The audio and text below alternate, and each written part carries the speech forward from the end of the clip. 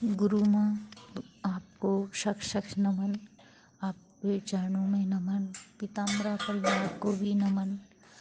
मैं अपना अनुभव भेजना चाहती हूँ कि मैंने नवरात्रों से पहले आपसे दीक्षा ली थी, लेकिन मैंने नवरात्रों में स्टार्ट की। आपने बोला इस टाइम पे नहीं करना चाहिए, ये एक्स्ट्रा जो महीना चलता है उसमें आपने मना कर दिया था।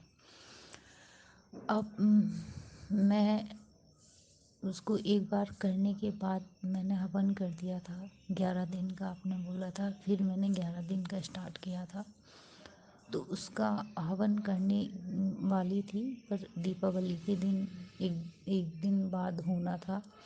तो मैंने वो 11 दिन, दीपावली को पूरे हो रहे थे 10 दिन, तो मैंने वो कर लिया। पर मैंने संकल्प लिया कि मैं 100 माला आज भी जप करूँगी उसको दीपावली के दिन। तो मैं 100 माला जप कर रही थी। रात में करीब 11 बज रहा होगा। मेरी 100 माला की मुझे लगता है कि 12-13 ऐसे ही माला हुई थी। और मेरे सामने इतनी तेज रोशनी आई, इतनी तेज रोशनी, इतनी कि मेरे फेस, जैसे हम धूप में बैठ जाते हैं, हमें सूरज की रोशनी लगती है फेस पे, इतनी तेज कि हमें लगता है। और मेरे अंदर से ना सांस निकल रही और ना ही मेरा आवाज़ निकल रही। मेरा मंत्र जाप एकदम बंद हो गया और मैं सोचने लगी अब क्या करूं। और मुझे मन में लग रहा था अंदर भी कि मेरे सामने एकदम साक्षात माता बगलामुखी बैठी हैं सिंहासन पर, और उनके सामने से रोशनी निकल रही है, और उनका हाथ और चरण मुझे आँखों के अंदर ही दिख रहा था रोशनी में। और मुझे लग रहा था कि एकदम वही सामने आ गई हैं। ये सबसे बड़ा मेरा अनुभव है गुरु माँ।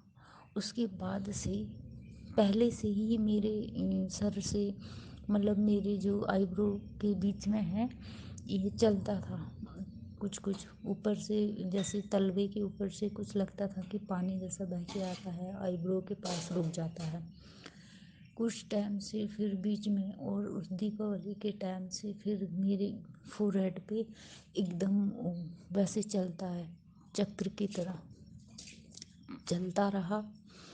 उसके बाद वो चक्र की तरह चलता रहा फोरहेड पे।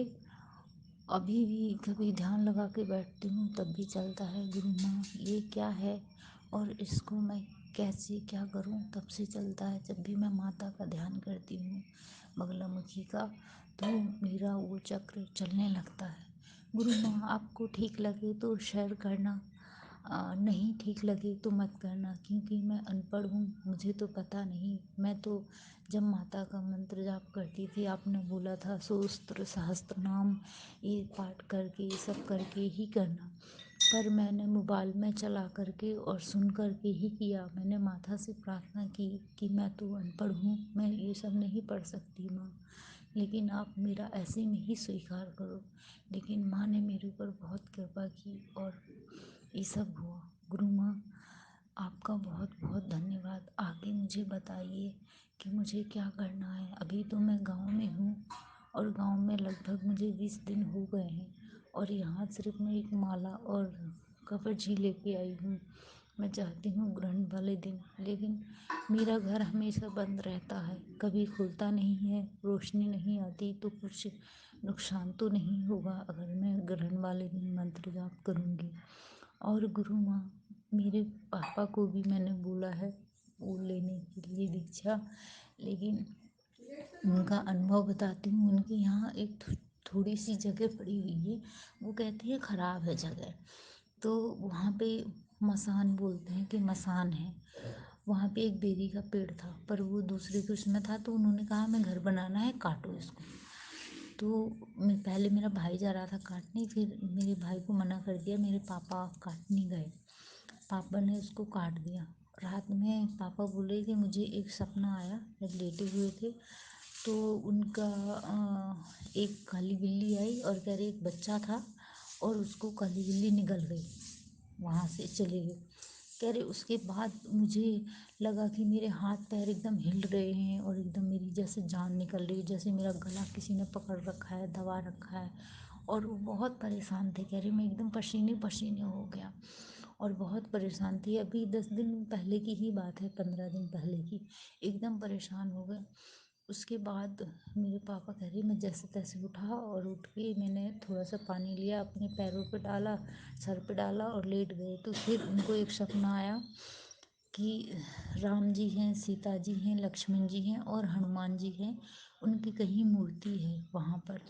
और वो मूर्ति, हनुमान जी की मूर्ति आई और वहाँ पे कह रही मैं बैठा हूँ और उनको प्रणाम कर रहा हूँ।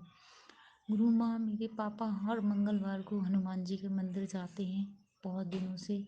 और माँ मरई माता हैं हमारे जो गांव में, उनको मेरे पापा बहुत सालों से पूजते हैं। सुबह 4 बजे उठ के उनके मंदिर जाते हैं, उनका वो मतलब साफ़ सफाई करते हैं, वहाँ पे पूजा करते हैं, फिर घर पे करते हैं।